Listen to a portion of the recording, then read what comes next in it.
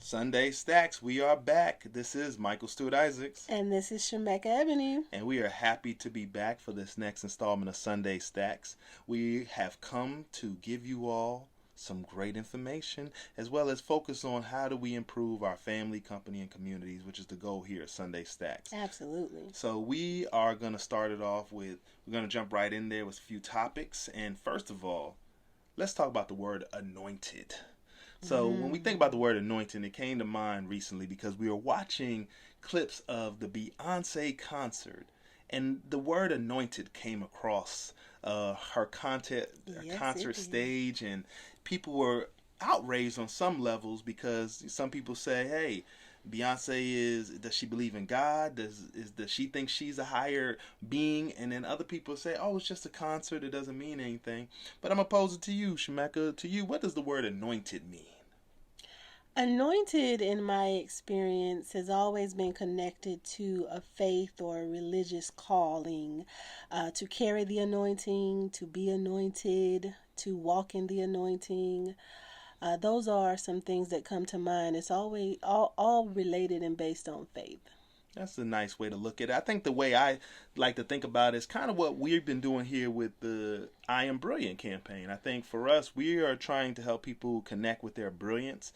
And I think in most instances, our brilliance and the thing that we're talented at and our gifts is where our anointing lies. So, Hmm. when I think about it in the context of Beyonce and what she's done to culture, both from her talent side as well as just the overall social psychological effects. Ultimately, I don't believe she thinks she's a god or a goddess in any capacity, but you all out there, you all have a way of kind of making her feel like maybe people do worship her. They call her Queen Bee, they do all these other things, but ultimately, I think we all should be willing to walk into an anointing. It's not something we just bestow upon one person due to popularity, but it's something that we all have to really walk into our favor, right? We can think about it. We were born, you were randomly chosen out of so many different sperm to find one egg, and then you came to this earth. Well, as far as I'm concerned, we all anointed because it seems like we all won the best lottery ticket you could possibly win in being alive. But what's your thoughts on that? Oh, I love this from the simple fact that you brought it up earlier about the campaigning of, or the dawning. I like to call it the remembering of who you are with what we've done with I Am Brilliant. Yeah, we have anointed people across the globe in reminding them of what's inside them. We had to pull back some layers and remove some dust. So when we think about anointing in that capacity, we all have something inside of us. Now, what you do with your anointing is what makes the difference. I heard that years in church, and I think it is suitable here today.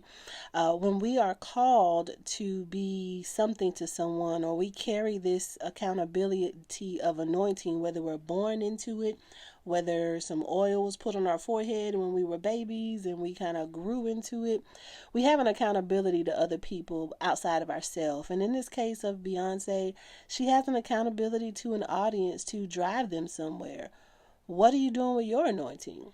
What are you doing with what you've been called to do? And how are you exercising it? Are you exercising it for the greater good of many? Or are you exercising it to maximize what you can get for yourself? Whoa, well, that was well said. And I think for all of you out there listening, I think that's a good way to kind of start the questioning process. Are you anointed? Are you doing something in your life that you feel that you were called or appointed to do? Are you a part of some kind of succession? Everyone out here is always talking legacy and so many different things. I think part of the anointing is that of a succession from someone else. Part of the definition, from what I understand, it's about a leader seeing leadership in the next person to then be called forth. So I think we have to get out of the idea that just because someone is popular or they get a lot of media driven attention, somehow it's demonic or somehow people are worshiping. Really, it's just psychosis. And what we want to do is see, how do we get into ourselves? How do we find our greater selves for ourselves tap into the anointing, share the anointing with our Mm-hmm. communities, so that way our gifts aren't being bottled up within us. And I think that's the real thing we should take out of this. Like, I have no what my wife say, no shame, no shade towards Beyonce. I think Right. she's a wonderful human being. If she, for the people who have spoken on her, no one gets that much favor from anyone if you're a bad person. I can tell you that right now. So but as far as just thinking about the overall concept of anointed, I think we should just look at that as a sign that we all should take on a mindset that we're all anointed, and regardless of someone's status in society, we all should be trying to play our positions to be able to really call forth those gifts so it can be of service to ourselves as well as to others, Absolutely. most importantly, right? Absolutely. And I believe that everyone that went to the concert or saw Anointed in the presentation of the show, I hope they walked away empowered to do something good, empowered to be a better version of themselves. I'm sure just by practice of the trade that Beyonce works really hard to put on a show that will draw many people to come in and hear her music as she performs a service to community. And I believe that if she is invoking something with the word anointed, showing it, then go grab it and then activate it and do something good to make a difference in your community. I love it. I love it. So this then takes us to our next topic. We want to talk about friends, right? So this has been another hot topic around here, is that most people, we can be on social media all day. We can be scrolling through our feeds. We can friend people on Facebook. But I really want to pose this question to the listeners as well as to you, Shemekka Ebony. What is a friend? Mm. Wow.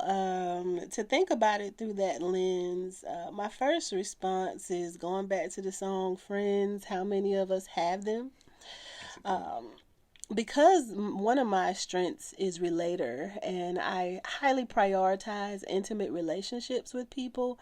I take friends to be very important and sacred. And what I found is that in many cases throughout my life, the reciprocity of that sacredness just isn't matched. So, friends is something that I've generalized to be someone that I know that may think highly of me, but the actions of friends will make the difference of whether or not someone is a real one. I love it. I love it. And I think for me, when I first think of friends, or at least my own personal personality, I think loyalty, right? I think that a friend should be someone that's loyal, that you could trust with your livelihood, your Mm-hmm. personal stuff, your secrets, and most importantly, I Secrets, mean, right? it just really to me, Where the bodies are. I know. right, right, right. But more so than just think about as far as that, just trust, right? Who can we trust Can out I here? trust you, right? Yeah, so it's interesting in this day and age that, friendships don't seem the same. Kids talk to their friends more in text. They could be in the same room and texting one another.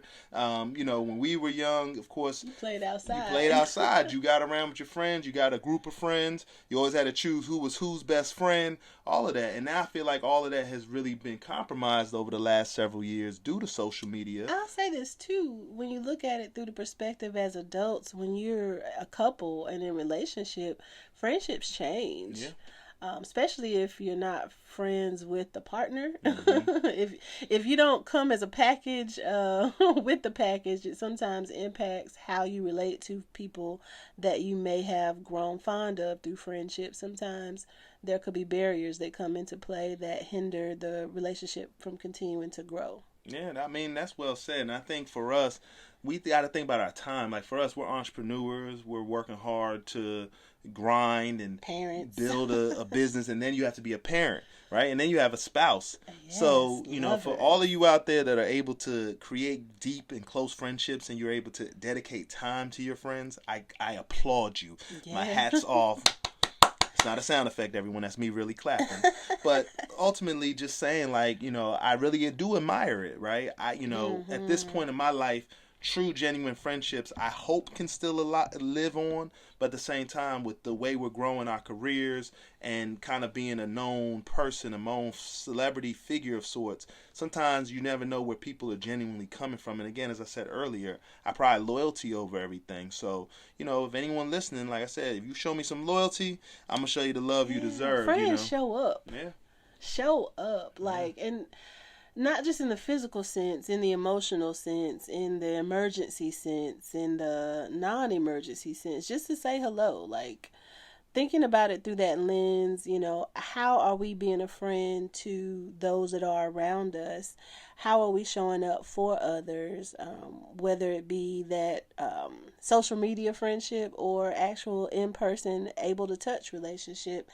That's important for us to consider as we're getting older. I don't think I looked at friendship the same way in my 20s as I do now in my Right. 40s. That's agreeable. And I think maybe that's the question we need to pose to the audience, right? Does friendships change through each decade of our life? And is that a natural order, or has there been some skewing to friendships due to social media?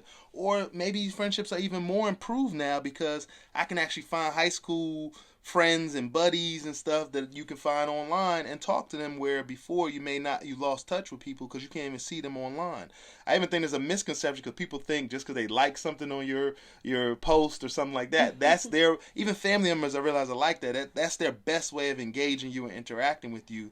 But in their mind, that's as much of That's a enough. communication as they're able to give you, which is a like, a heart, or something of that nature. And to me, I'm at the point now, the age, that I just don't give it so much energy to judge it anymore, because I'm a parent and I'm someone out here grinding for something I'm building. And so I understand we all get caught up in that. But we only live life once. And like I said, our Mm-hmm. hallmark is family, community, and company. So again, it's that order though, right? Family come first. And to me, if you're a friend of mine, you as Your close as family. family. You understand? You ain't just community. You family. So, but like I said, at this point in my age, if I can't get friends, I'll take as many fans as I can get. Either way, I'm gonna be respectful and definitely give some good energy and have some great conversation with anybody that we can connect with. So, Mm-hmm. all right. So as we getting ready to, go into our next topic, this one is a little bit unique, right? So this week I heard a phenomenal quote by the great Venus Williams. And it was a very simple quote, but it was so poignant in its delivery and what it did for me. And I want to expand that for you, the listeners. So the quote goes something like this. She said, "Success is discipline."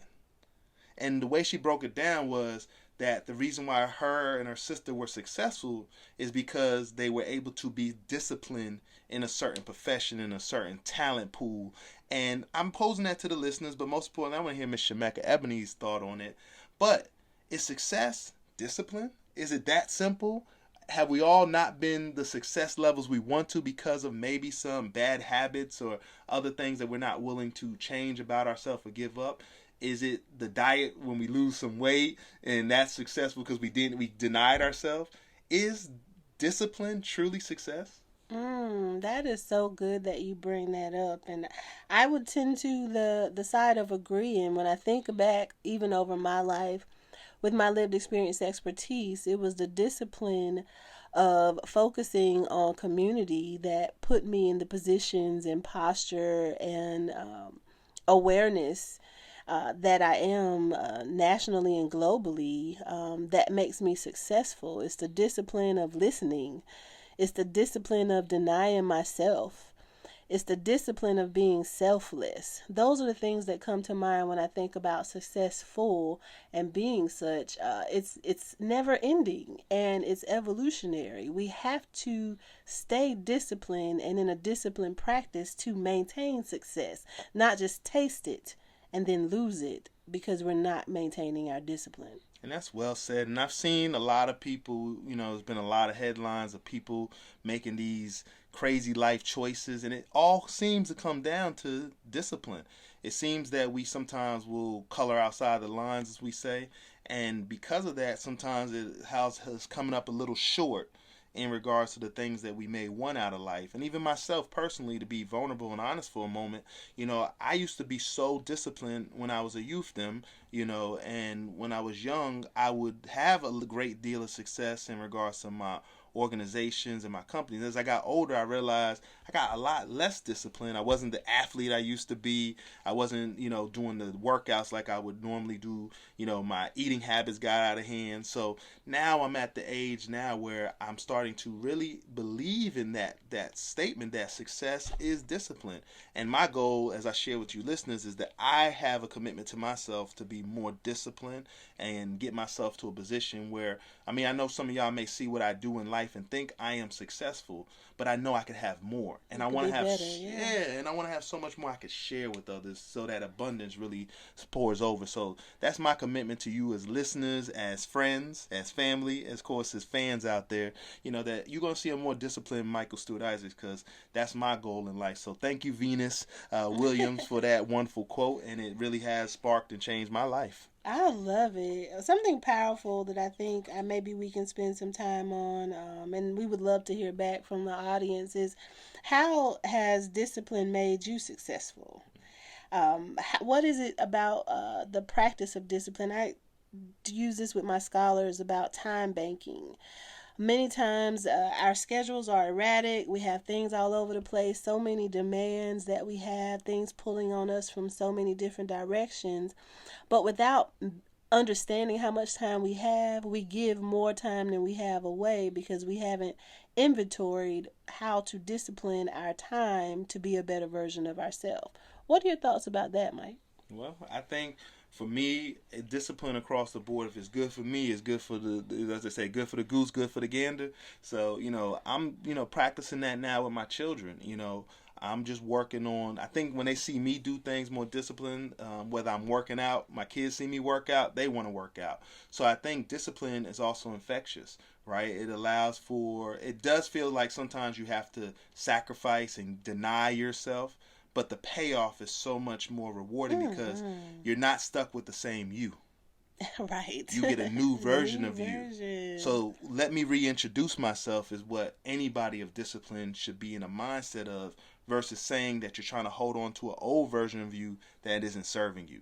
And for me, my old version of me isn't serving me. So I want to be even further than where I currently am. And so therefore, I want to employ more discipline. And like I said, y'all see what I do out here in this world, but I could do better. And that's my goal, is to just commit myself to discipline. So you heard it here, y'all, on this radio show. It's a commitment to discipline here from this one. Yes, I love it. Something that I've been doing more recently to the thoughts of discipline is the While I'm Getting Naked Faith and Fitness reboot. Right. And that's a discipline that has me eating differently, praying differently, reading and studying and journaling differently. And I'm holding myself accountable as well as connecting with other people that want to see change too. Change can't come if we don't do something towards it. And it takes that first step, that denying of our regular routine and getting out of our comfort zone to manifest discipline as a practice and not just something to try. All right, y'all. So as we have to come to the close, I hope you all had a lot of manna to feed off of Power in this. nuggets. That's yes. it. We want to come with some quick hitters and continue to let you know how much we enjoy you all coming back to our listening audience with Sunday Stacks. We're going to continue to get these episodes out to you and just let you know what's on our mind. But first, guess what? What's that? Oh my gosh. Tell Do me you now. know September 13th makes how many years since we Oh first my started goodness, right? Sunday Stacks? Right, that's the anniversary. So, hey, we're just happy to bring this back in this time that we are just really just believe that it's important that there's a unique voice in the marketplace. Too many people are redundant. Too many people are making it all about financial literacy, entrepreneurship only. But there's so many other cores of a person that has to be developed before we even worry about what your economics look like. And so if we can continue to build ourselves in discipline, right, in friendship, in the anointing, then we all could go very far. And that's where we'll leave it at today with this episode of Sunday Stacks. I am Michael Stewart-Isaacs. I hope to see you back next week. And I have the lovely Shemekka Ebony. And she's so beautiful, y'all. So anyways, let us get out of here. Y'all come back and check us out next week for the next episode of Sunday Stacks. All right. You all take care and be blessed.